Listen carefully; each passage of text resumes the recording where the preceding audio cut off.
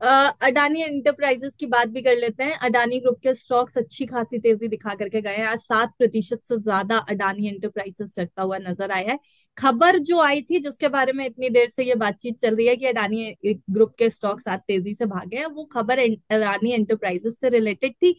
खबर ये थी कि अडानी ग्रुप की जो कंज्यूमर गुड्स कंपनी है अडानी विल्मर से अडानी एंटरप्राइजेस पूरी तरीके से बाहर हो जाएगा। ये मेन खबर है। अडानी एंटरप्राइजेस के पास अडानी विल्मर की 44% की हिस्सेदारी थी और ये डिवेस्टमेंट 2 चरणों में होने वाला है। जो मेजर खबर है वो मैं बता रही हूँ। विल्मर इंटरनेशनल की सहायक कंपनी इस समझौते के तहत अडानी विल्मर जो है वो 31.06% के शेयर अडानी कमोडिटीज से खरीदेगी और इन शेयरों की कीमत 305 रुपए प्रति शेयर से ज्यादा की नहीं होगी। इसके अलावा अडानी एंटरप्राइजेस अडानी विल्मर में लगभग 13% के शेयर बेचेगी। तो ये जो खबर थी ओवरऑल, अब रजत सर इसको बहुत अच्छे से समझा सकते हैं। जो खबर आई है वो मैंने आपको बता दी है कि आखिर अडानी ग्रुप के स्टॉक्स में हुआ क्या। अडानी ग्रुप के स्टॉक्स में अडानी विल्मर और अडानी एंटरप्राइजेस के बीच हुई है एक बड़ी डील और उस डील के बाद अडानी ग्रुप के स्टॉक्स तेजी से भागते नजर आए हैं। रजत सर सही खबर बताई है मैंने, सही शेयर्स बताए हैं मैंने, कितना परसेंट खरीद रहे हैं कितना थोड़ा परसेंट थोड़ा बेच। कॉम्प्लेक्स, थोड़ा है कॉम्प्लेक्स ही मामला, क्योंकि वो जी। जो होल्डिंग है ना, वो जो मैं बार बार बीएससी की साइट पे जाके चेक करता हूँ, जो उनका नोट आ रखा है ना, हम्म। उसमें उसको क्लियरली पढ़ना थोड़ा मुश्किल हो रहा है निवेशकों को। तो हम थोड़ा और आसान करने की कोशिश करते हैं। अदानी एंटरप्राइजेस, पहले तो आप समझो कि ये जो डील हो रही है ना, ये इसलिए हो रही है कि अदानी एंटरप्राइजेस बार बार, उनकी जो फ्लैगशिप कंपनी है, वो ये बोल रहे थे कि हमको ये विल्मर वाला बिजनेस नहीं रखना है, एफएमसीजी वाला बिजनेस। हम्म। ये हम दे देंगे किसी को। वो विल्मर इंटरनेशनल के साथ ही हो गया कि विल्मर इंटरनेशनल ही ले लेगा। हम्म। इनका तो जेवी था ना जिसके साथ, उसी को वो ही बोलता है चलो मैं ही लेता हूँ। तो हम्म। अभी है ये कि कुल मिलाकर 44% हिस्सेदारी जो है वो अदानी एंटरप्राइजेस ये इसमें से निकल रहा है, अदानी विल्मर में से। जी। अब इसमें से भी दो टुकड़े और, ये जो डील हुई है, ये एईएल यानी कि अदानी एंटरप्राइजेस हम्म। लिमिटेड और अदानी कमोडिटीज एलएलपी एसीएल, हम्म। और एक और है लेंस, जिसको हम बोल रहे हैं होली ओन्ड सब्सिडियरी जो है विल्मर इंटरनेशनल की, जिसको हम हम्म। बोलते हैं लेंस पीटी लिमिटेड। इन हम्म। तीनों के बीच में हो रही है। उसमें सबसे पहले तो आप ये समझो, अदानी एंटरप्राइजेस लिमिटेड ये 13% हिस्सेदारी भी बेचेगा, क्योंकि minimum public share holding norms का पालन करना है। तो हम्म। अदानी एंटरप्राइजेस इसमें 13% हिस्सा हिस्सा बेचेगा। अदानी विल्मर में, विल्मर इंटरनेशनल को बेच देगा।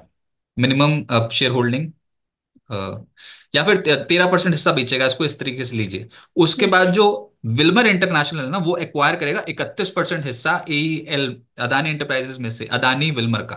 तो हम्म। 31% हिस्से के लिए एक सौदा वो डील हुई है कि वो विल्मर इंटरनेशनल खरीद लेगा अदानी एंटरप्राइज लिमिटेड में से।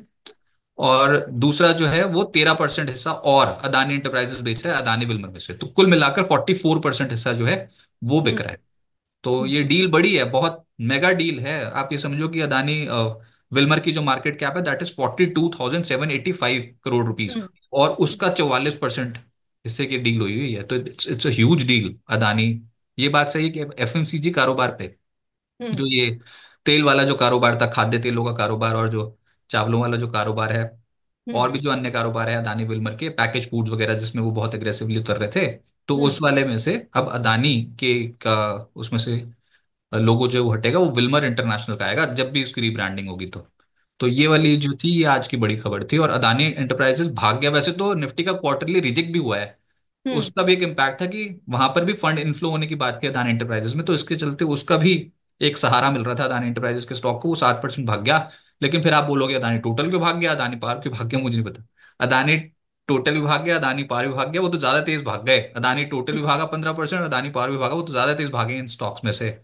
तो कुछ चुनिंदा स्टॉक्स में तेजी आई है। लेकिन एक खबर यही थी कि ये जो आज अदानी विल्मर में जो इनका जो जेवी था विल्मर इंटरनेशनल के साथ, उसको वो खत्म कर रहे हैं और वो फुली एग्जिट कर रहा है अदानी एंटरप्राइजेस अदानी विल्मर में से। तो हम्म। ये एक बड़ी खबर जो आज रूल कर रही थी स्टॉक मार्केट्स पे। जी। सर, वैसे अगर इस खबर के अलावा भी देखा जाए तो अडानी ग्रुप के स्टॉक्स में क्या इस समय दांव लगाने की नसीहत है, या जिनके पास ये स्टॉक है उनको अब क्या स्ट्रैटेजी रखनी चाहिए?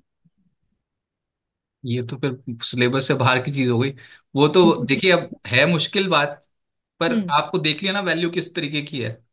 ये जो अब, अडानी ग्रुप के कुछ स्टॉक सर अच्छे लग रहे हैं, अभी नया साल आ रहा है उस लिहाज से अच्छे लग रहे हैं, देखना चाहिए अडानी ग्रुप के स्टॉक्स को। हाँ, सबसे बड़ा तो यही लग रहा है, देखना तो हम तो हमेशा देखते हैं।